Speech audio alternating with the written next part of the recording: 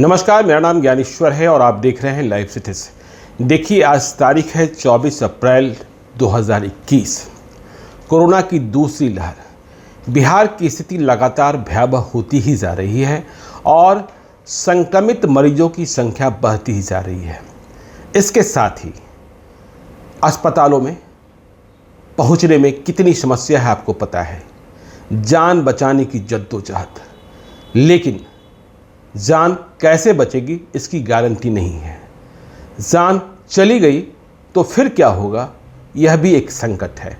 बहरहाल यदि हम चर्चा कर लें तो पिछले 24 घंटे में बिहार में 121 लोगों की मौत कोरोना से हुई है और इनमें से 24 लोगों की मौत पटना के एनएमसीएच में हो गई, 9 लोगों की मौत पीएमसीएच में हो गई और एम्स पटना में 5 लोगों की मौत हुई। 83 जिलों में मौत हुई है। तो देखिए, संकट ये है कि पहले तो जान बचाने की जद्दोजहद, और जब जान नहीं बची, चाहे जितने इंतजामात कर लिए गए, बहुत सारी मौतें तो इंतजामात करने के दरमियान ही हो जा रही है क्योंकि अस्पतालों में बेड नहीं मिल रहा है। भर्ती हो गए तो ऑक्सीजन की कमी है, दवाओं की कमी है, रेमडेसिविर। हालांकि सरकार ने कहा कि जो प्रोटोकॉल लाया गया कि उसमें रेमडेसिविर का बहुत योगदान नहीं है, खैर, लेकिन मौत हो रही है और सभी उम्र वर्ग के लोगों की मौत हो रही है। लेकिन इसके बाद शव की अंतिम क्रिया, देखिए, परिवार से कोई स्वजन जा रहा है, परिजन जा रहा है तो गमी कैसी होती है आप समझ सकते हैं। मीडिया रिपोर्ट्स, आज जो सुबह अखबारों की खबरें हैं वह कहती हैं, पटना की स्थिति बयां कर रही है कि पटना के बांस घाट पर जो विद्युत शवदाह गृह है, वहाँ अंतिम क्रिया के लिए यदि मौत कोरोना से हुई है तो 24 घंटे की वेटिंग है। मतलब आप यदि 100 लेकर पहुँच रहे हैं तो अंतिम क्रिया तुरंत नहीं होनी है। 24 घंटे का वक्त आपको इंतज़ार में लगाना पड़ सकता है। दैनिक भास्कर की टीम ने इसके लिए पड़ताल की, ग्राउंड जीरो पर जाकर, और वहाँ डोम राजा से भी बातचीत उन्होंने की है। जब वे कल सुबह 11 बजे पहुंचे थे तब उन्हें मालूम हुआ था कि अब तक, मतलब सुबह 11 बजे तक 35 डेड बॉडी आ चुके हैं और रोज़ करीब 50 से ऊपर शव आ रहे हैं जो कोरोना पॉजिटिव हैं और जिनकी अंतिम क्रिया विद्युत शवदाह गृह में होनी है। देखिए, बांस घाट पर भी जहां अंतिम क्रिया के लिए पहुंचते हैं वहां भी कई प्रकार की परेशानियां हैं। 24 घंटे की वेटिंग तो आपको हमने बता दी, लेकिन इसके साथ ही परेशानी ये है कि वहां भी डोम राजा की दादागिरी चल रही है, रंगदारी चल रही है। जो अस्पतालों से शव आ रहे हैं वो लिपटे होते हैं और जब परिजन और स्वजन कहते हैं कि प्लीज़ एक बार चेहरा तो दिखा दीजिए, तो बंधे हुए शव को खोलने के लिए भी अतिरिक्त राशि की मांग की जाती है। मतलब अंतिम दर्शन भी बहुत ही मुश्किल है।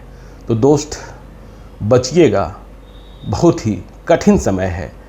हम कोशिश कर रहे हैं आपको जगाए रखने की, डराना मेरा उद्देश्य नहीं है, लेकिन बचाना मेरा ध्येय है। आपको सतत जागरूक रखना। देखिए, संख्या बढ़ती ही जा रही है। यदि हम कल रात तक की बात करें तो बिहार भर में 76,419 76,419 कोरोना मरीज हो चुके थे। जैसे जैसे जांच बढ़ती जा रही है वैसे वैसे संक्रमित मरीजों की संख्या बढ़ती जा रही है। और इस दफ़े यह भी हो रहा है कि परिवार में कोई भी एक व्यक्ति हुआ तो पूरा का पूरा परिवार संक्रमित होता चला जा रहा है। और उम्र वर्ग, मतलब पिछले साल 2020 में जब हम कोरोना से लड़ रहे थे तो ये माना जा रहा था कि जो सीनियर सिटीजन्स हैं या फिर दूसरी बीमारियों से ग्रसित हैं उन्हें अधिक खतरा है। लेकिन इस दफ़े तो यह कुछ अलग ही रूप में है, कुछ अलग ही रंग में है। जो देश की जवानी है, जो उम्र है 21 साल 27 साल, जिन्हें कोई बीमारी नहीं है, उन्हें भी कोरोना इस दफ़े चपेट में ले रहा है और सीधे निगल ही जा रहा है। इसलिए यदि कोई भी लक्षण दिख रहा है तो डॉक्टर के संपर्क में रहिए, बगैर डॉक्टर से पूछे कुछ भी मत कीजिए। ऑक्सीजन लेवल यदि 94 से नीचे जा रहा है तो अस्पताल की ओर आपको कूच करना है। यदि 90 से नीचे गया है तो स्थिति और बिगड़ती हुई दिखाई पड़ रही है, आपको तुरंत सावधान होगा। डॉक्टर जैसा कह रहे हैं, हमें पता है कि अस्पतालों में भी बेड नहीं है और इस कारण बहुत ही मारामारी की स्थिति है। कल ही आपने देखा कि बिहार में एक दूसरे IAS स्वास्थ्य विभाग के अपर सचिव, उनका निधन हो गया। इसके पहले पंचायती राज के निदेशक, पंचायती राज विभाग के निदेशक, उनका निधन हुआ था। तो चाहे आम हो या खास हो, कोरोना किसी को नहीं छोड़ रहा है। जो बचाव की बातें कही जा रही है, घर से आपको निकलना कम है, ध्यान रखिएगा। मास्क पहने रहिएगा, मास्क के साथ कोई भी खिलवाड़ मत कीजिएगा। देखिए, अभी हम बगैर मास्क के इसलिए हैं क्योंकि अपने घर में हैं और मेरे कमरे में कोई दूसरा नहीं है, इसलिए हम आपके साथ संवाद कर रहे हैं। समय समय पर अपने हाथों को सैनिटाइज कीजिएगा, क्योंकि जान बचाने की जद्दोजहद तो है ही। जान चली गई किसी स्वजन और परिजन की तो उसके बाद की भी फजीयत बहुत कुछ है। जैसा आपको हमने बताया कि अंतिम क्रिया के लिए, अंत्येष्टि के लिए 24-24 घंटों की वेटिंग है। जो बांस घाट के आसपास रहते हैं वे अपने घरों की छतों पर नहीं जा रहे हैं, क्योंकि उन्हें सिर्फ आग की लपटें, जो चिताएं जल रही हैं, जो विद्युत शब्दाहगृह में नहीं ऐसे जल रही हैं रीति रिवाज से, वहाँ की लपटें उन्हें डराती है, उन्हें भयभीत करती है। तो हालात बहुत ही बिगड़े हैं।